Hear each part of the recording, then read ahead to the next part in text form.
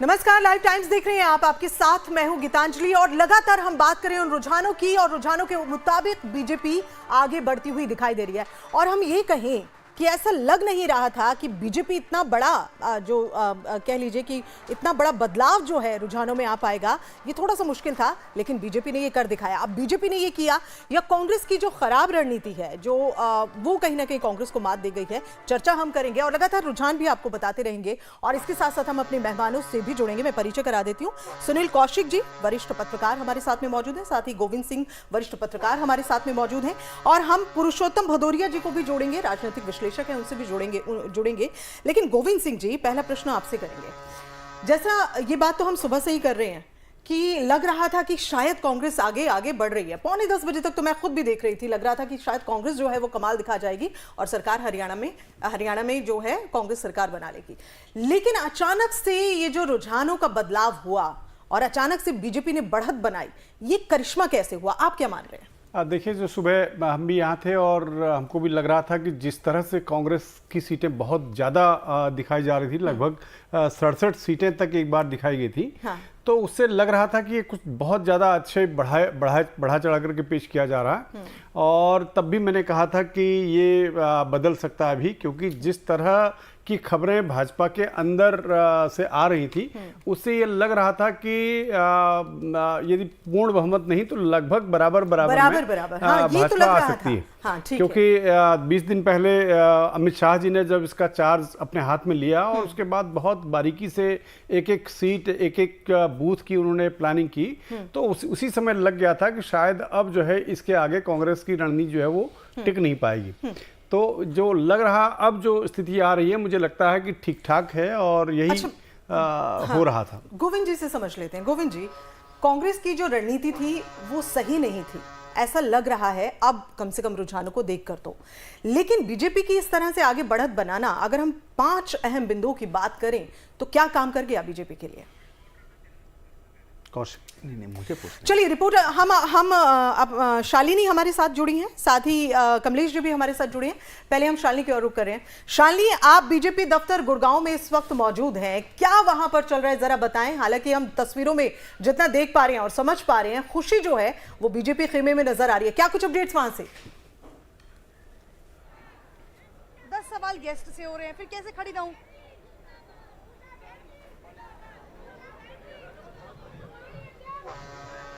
अब देखिए, वहां जो ढोल नगाड़ों का शोर इतना है ना कि हमारे जो रिपोर्टर वहां पर मौजूद हैं उन्हें भी थोड़ा सा मुश्किल हो रही है। लेकिन चलिए, मैं अपने प्रश्न पर वापस आती हूं गोविंद जी आपके पास।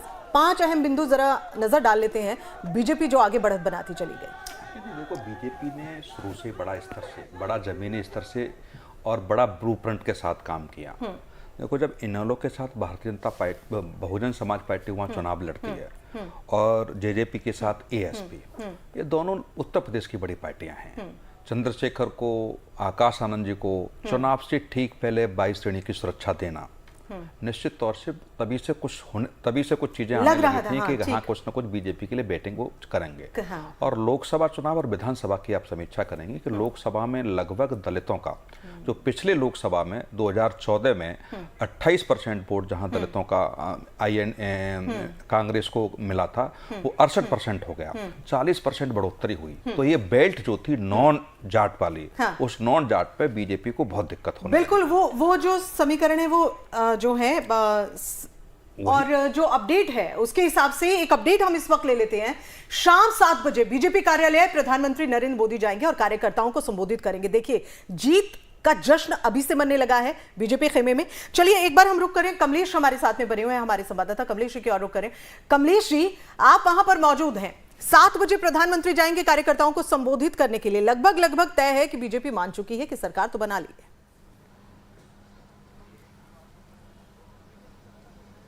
देखिए, निश्चित रूप से पहले सुबह 11 बजे तक ये माहौल नहीं था, लेकिन 11 बजे के बाद जैसे ही आप समीकरण बदले हैं, तो इस बात कुछ ही देर पहले ये संकेत आया है कि प्रधानमंत्री नरेंद्र मोदी 7:30 बजे बीजेपी दफ्तर आएंगे और बीजेपी दफ्तर, जो नई बीजेपी दफ्तर बनी, जिसको प्रसार कार्यालय कहा जाता है, उस दफ्तर में आएंगे और कार्यकर्ता को संबोधित करेंगे। तो जाहिर सी बात है, हरियाणा में तीसरी बार हैट्रिक की सरकार बनाने के बाद और जम्मू कश्मीर में जो पुराना टैली था उस टैली को भी पार्टी ने एक्सीड किया है।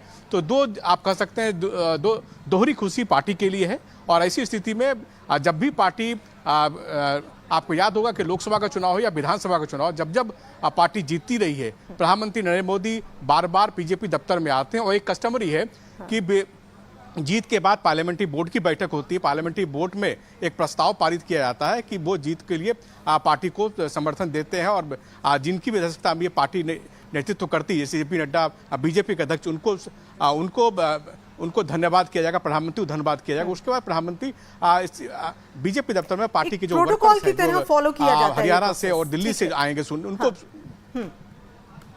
जी आपने ठीक कहा, एक प्रोटोकॉल है, बीजेपी हमेशा आते रहे। हालांकि जब कर्नाटक के चुनाव भी बीजेपी हारी तब भी प्रधानमंत्री आए थे, प्रधानमंत्री ने हौसला अफजाई की थी पार्टी के वर्कर्स का। तो प्रधानमंत्री का ये तरीका है कि जब भी जीत हो, छोटा मोटा भी जीत हो, पार्टी दफ्तर आते हैं, वर्कर से संवाद करते हैं। नेताओं और कार्यकर्ताओं में जोश जो है वो बना रहे, भले ही जीत हो या जीत ना मिल पाए, लेकिन पार्टी में जो कार्यकर्ता हैं उनमें जोश बना रहे। ये पूरी कोशिश जो है प्रधानमंत्री नरेंद्र मोदी की ओर से होती है। और जैसा बिल्कुल सही कहा कमलेश जी आपने कि एक प्रोटोकॉल की तरह इसे हम फॉलो कर रहे हैं। शालिनी बीजेपी दफ्तर गुड़गांव में भी मौजूद है, एक बार शालिनी से भी पूछ लेते हैं। शालिनी, क्या वहां से माहौल, जरा ताजा तस्वीरें भी दिखाएं और अपडेट शेयर करें हमसे। चलिए शालिनी से हम दोबारा मिलेंगे। फिलहाल हम एक बार फिर से कमलेश जी की ओर रुख कर रहे हैं। कमलेश जी, हम यही चर्चा अभी कर रहे हैं लगातार कि दोपहर आप 11 बजे का जिक्र कर रहे हैं, हम यहाँ 9:45 बजे का जिक्र कर रहे हैं कि लग नहीं रहा था कि बीजेपी इस तरह से बढ़त बनाएगी, लेकिन अचानक से ये करिश्माई परिवर्तन जो है वो हो गया। और हम यही समझ रहे थे कि क्या कांग्रेस की जो रणनीति कांग्रेस बनाकर चल रही थी पुराने ही ढर्रे पर चल रही थी, कुछ बदलाव जरूरी थे।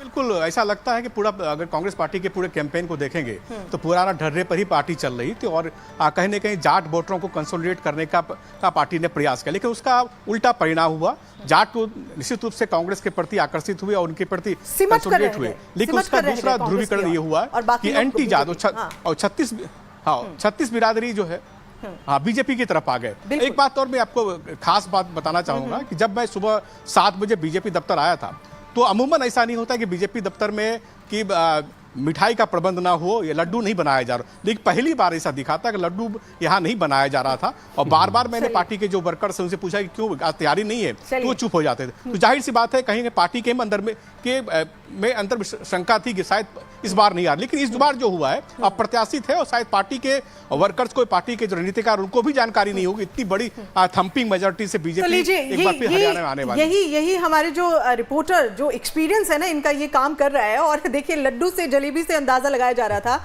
कि किस तरह से खेमे में जो सुगबुगाहट है जीत की है या जीत ना दर्ज कर पाने की है वो समझ में आ जाती है। हमारे साथ शालिनी भी जुड़ी है। शालिनी, आप गुड़गांव बीजेपी दफ्तर के बाहर हैं, लगातार हम आपसे जुड़ने का प्रयास करें, जरा तस्वीरें हमें दिखाएं इस वक्त क्या वहां चल रहा है और क्या कुछ और अहम जानकारियां आपको मिल पाई हैं वहां से अभी।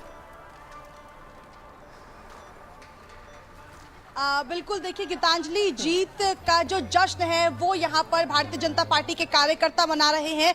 आपको याद होगा सुबह 6 बजे से कहीं ना कहीं कांग्रेस के ऑफिस में जलेबी बंटनी शुरू हुई थी और बीजेपी वाले कहीं ना कहीं हताश, निराश, परेशान थे। लेकिन अब हालात और तस्वीर दोनों बदल गए और यहाँ पर देखिए कि आप जो भारतीय जनता पार्टी के कार्यकर्ता हैं वहां कार्यालय के बाहर इकट्ठा हुए हैं और पूरी तरीके से जीत का जश्न जो है वो मनाया जा रहा है। चेहरे पर आप खुशी की एक लहर देख सकती है क्योंकि 10 साल से पहले ही बीजेपी यहाँ पर हरियाणा में राज कर रही है और यहाँ पर कुछ कार्यकर्ता मौजूद हैं और इनसे ही जान लेते हैं कि कितने खुश और आश्वस्त तो शायद आप लोग पहले से ही थे, लेकिन खुश बहुत ज्यादा नजर आ रहे हैं। सुबह कांग्रेस वाले खुश थे, अब आप लोग खुश हो गए। देखिए, ये जनता के हाथ में है, किसको खुश करना है किसको नहीं करना। पिछले 10 साल के काम के लिए 10 साल से भारतीय जनता पार्टी की सरकार थी और सरकार ने पूरी कोशिश की है कि जनता को खुश रखे, जिसका नतीजा आज ये है कि तीसरी बार जनता ने हमें खुश किया है। और मैं धन्यवाद करता हूं हरियाणा प्रदेश की जनता का, जिन्होंने तीसरी बार भारतीय जनता पार्टी को एक बड़ा मैंडेट दे करके तीसरी बार सरकार के अंदर उन्होंने हमें रखा है। और निश्चित रूप से जो हमारे जो 10 साल के जो काम थे उनकी सराहना करते हुए, उन कामों को देखते हुए मुझे लगता है कि भारतीय जनता पार्टी को तीसरी बार सरकार के अंदर लेकर के आए। नायब सिंह सैनी के राज में क्या लग रहा है, इस बार हरियाणा में कुछ बदलेगा या नहीं? जी पहले से ही बदलाव आया हुआ है। जैसे ही मोदी जी कहते हैं सबका साथ सबका विकास, और सबके साथ के साथ आज हमारी जीत निश्चित हुई है। और आप देख ही रहे हैं कितने अच्छे परसेंटेज से हम लोग आगे आए हैं। देखिए गीतांजलि, सबसे अहम बात यह है कि यहाँ पर महिलाएं भी मौजूद हैं और बहुत खुश नजर आ रही हैं। आप देखिए कि इनके चेहरे पर एक मुस्कान जरूर है और आप लोग बहुत खुश हैं। कांग्रेस वालों को भी हम मिठाइयाँ खिलाएंगे क्योंकि वो लोग तो सुबह से ही जलेबी और मिठाइयाँ खूब बांट रहे हैं। अब हम खिलाएंगे, अब हमारी बारी आई है। अब आप लोग खिलाएंगे? बीज बेच दिए, जलेबी के बीज बेच दिए, अब लड्डू बनने के सरकार अमूल गोल्ड जलेबी का बीज देंगे, बीज ताकि क्यों उगाएंगे, जलेबी के बीज उनको देंगे। गीतांजलि, आज दिन बहुत अहम है क्योंकि जो बिल्कुल सही कह रही हैं आप। बीजेपी यहाँ हरियाणा में और ये दिन अहम फिर से जीत के जी बेहद जी करीब जी है। शालिनी, ये दिन अहम और खास इसलिए भी हो जाता है, एक तो जीत और उसके बाद तीसरी बार जीत, तो ये अपने आप में खुशी को दोबाला कर देती है। हमारे साथ में कुछ गेस्ट और जुड़ गए हैं। हम भूपेंद्र धर्मानी जी, वरिष्ठ पत्रकार हमारे साथ में जुड़ गए हैं। भूपेंद्र जी, आप चूंकि अभी जुड़े हैं, बहुत बहुत स्वागत आपका। और साथ ही हमारे साथ हरनाम, नेता कांग्रेस भी जुड़ गए हैं। हरनाम जी, आपका भी बहुत बहुत स्वागत। और विजय कुमार, संघ विचारक, भी हमारे साथ में जुड़ेंगे। कांग्रेस से हरनाम जी हमारे साथ में जुड़ गए हैं। चलिए, जो हमारे साथ में अभी जुड़े हैं उनका एक बार फिर से बहुत बहुत स्वागत। हरनाम जी, जलेबियां तो बढ़ती बढ़ती रह गई, लड्डू पहुंच गए बीजेपी खेमे में।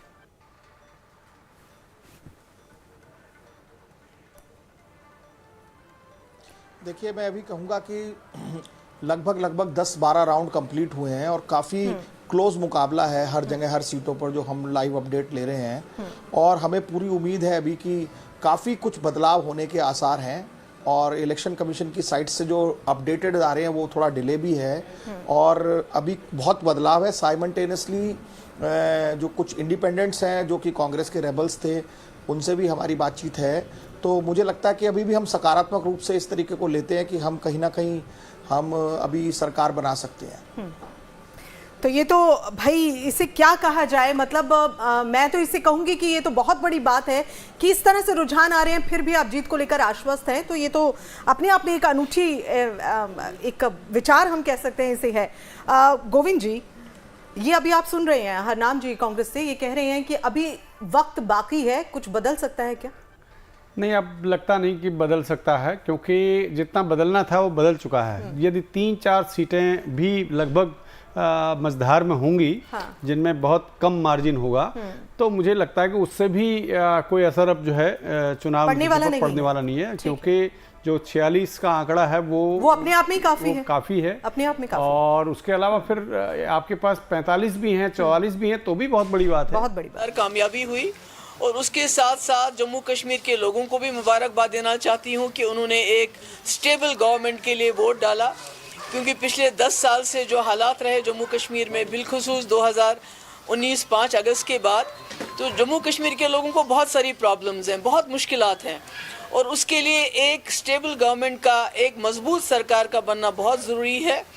मैं जो हमारे पीडीपी के जो हमारे लीडर्स हैं, वर्कर्स हैं, जिन्होंने हमें बहुत मुश्किल हालात के बावजूद वोट डाला, उनकी भी बहुत शुक्रगुजार हूँ और उनसे यही अपील करूंगी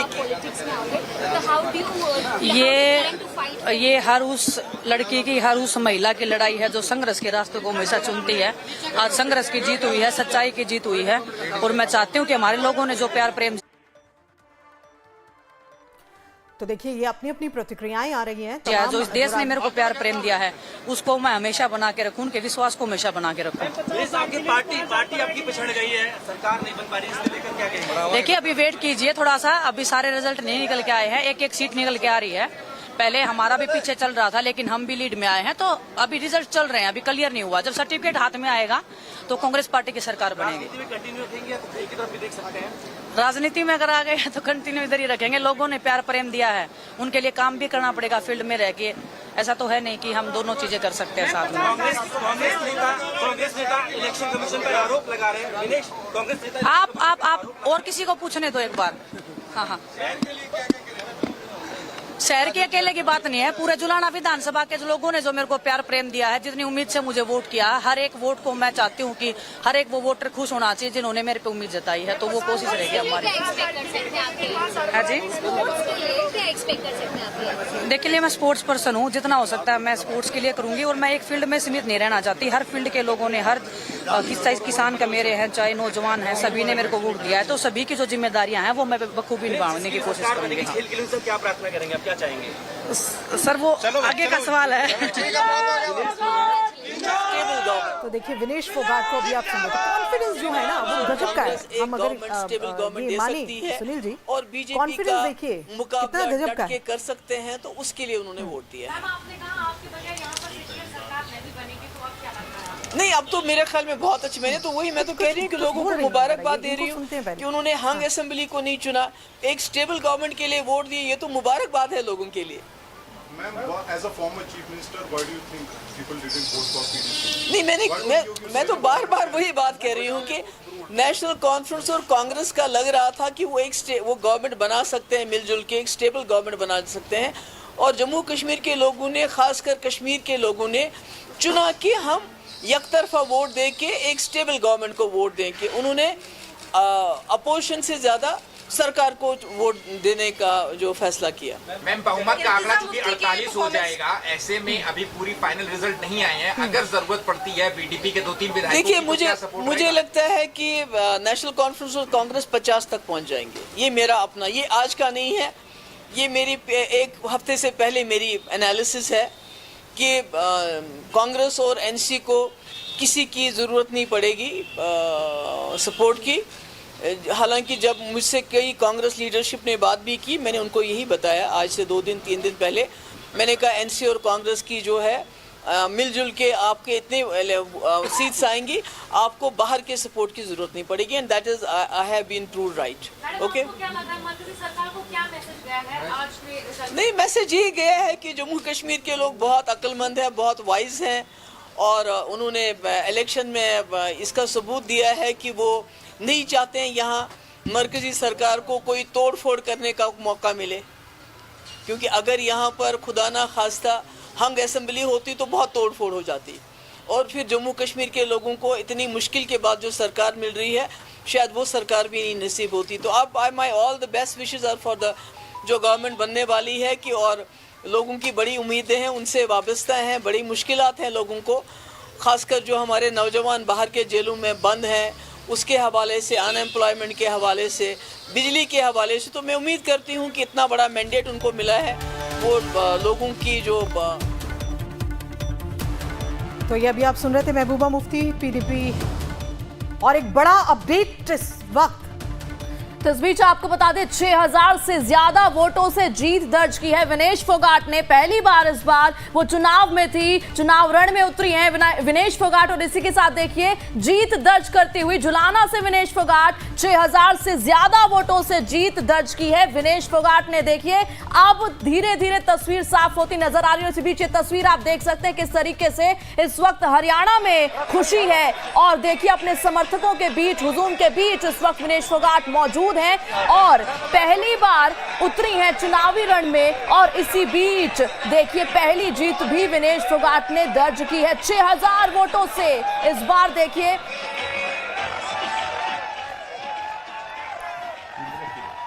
तो देखिए ये तस्वीरें बता रही हैं कि किस तरह से विनेश फोगाट के लिए जो लोग हैं वो खुश हैं क्योंकि जीती हैं, और वोटों का अंतर भी देखिए 6000 से ज्यादा वोटों से जीत दर्ज की है। और अब भूपेंद्र धर्मानी, अब वरिष्ठ पत्रकार हमारे साथ में मौजूद हैं, उनके और हम रुक कर रहे हैं। भूपेंद्र जी, ये जो जीत आप देख रहे हैं कांग्रेस की अगर हम बात करें और विनेश फोगाट की अगर हम बात करें, जीत के लिए काफी खुश हैं, लेकिन कांग्रेस खेमे में कुछ ज्यादा बेहतर नहीं हुआ है जिसकी उम्मीद थी। देखिए मैं इसको इस ढंग से आंकलन करता हूं कि जो आपने बात कही बिल्कुल ठीक कही है, लेकिन अभी तक जितने रिजल्ट घोषित हुए हैं ना, परिणाम निकल चुके हैं जो, वो लगभग 6 कांग्रेस के फेवर में गए हैं और 9 जो हैं वो भाजपा के कैंडिडेट जीत चुके हैं।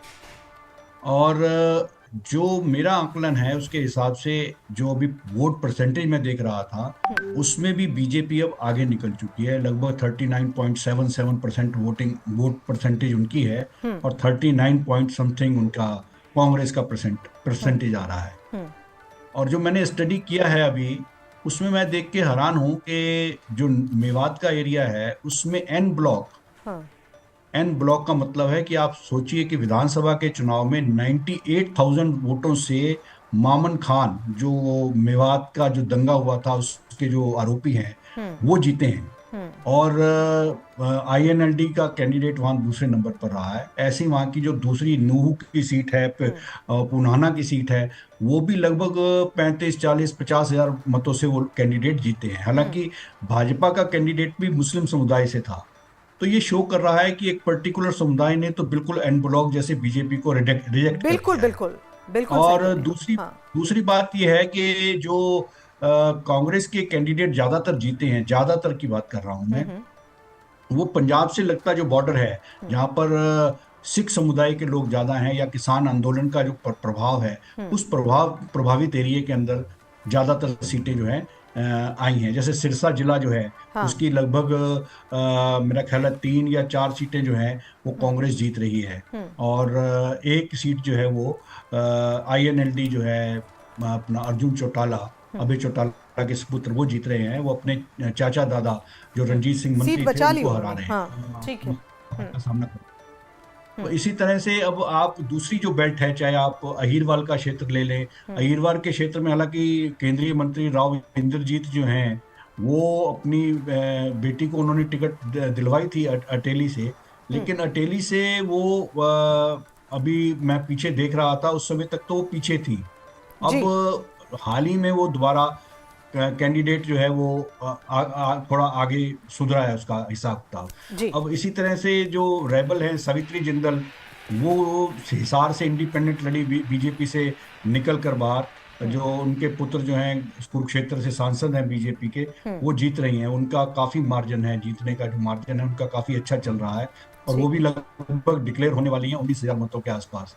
तो इस प्रकार मुझे ये लगता है कि जो चुनाव हुआ है ये हालांकि जो वातावरण था, जिस प्रकार की जो चीजें हैं उनको देखते हुए उन अपेक्षित लाइन पर तो नहीं है। ऐसा कुछ लोगों का मानना था कि बहुत नजदीकी मामला है और कुछ कह रहे थे एक तरफा कांग्रेस की हवा है, जबकि कांग्रेस की हवा का मतलब कोई नहीं था सिवाय इसके कि कांग्रेस की कैंपेन में कहीं पर भी भाजपा की जितनी नीतियां थी उसका कहीं पर भी विरोध नहीं कर पाए, सिवाय अग्निवीर को लेकर उन्होंने विरोध किया जो केंद्र की नीति थी। और जो पड़ोसी राज्य हिमाचल है या पड़ोसी राज्य पंजाब है वहां पर जो फ्री बीज की इन्होंने बात कही थी वो डिलीवर नहीं कर पाए हैं। वहां पर अभी लोगों को वेतन नहीं मिल पा रहा है समय पर।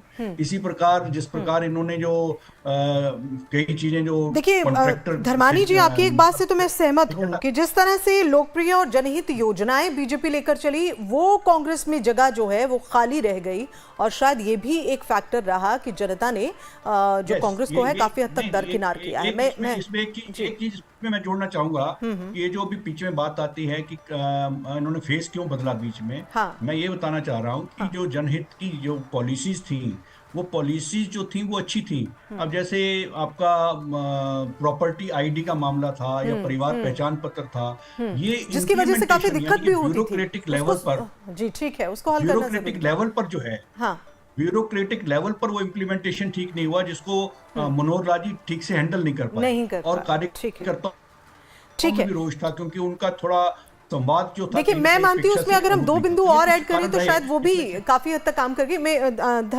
धर्मानी जी थोड़ा सा माफी चाहूंगी, रोकूंगी आपको क्योंकि एक ब्रेक के लिए हमें रुकना होगा। ब्रेक के बाद हम दोबारा से इसी चर्चा पर लौटेंगे। एक छोटा सा ब्रेक, जल्द लौट रहे हैं।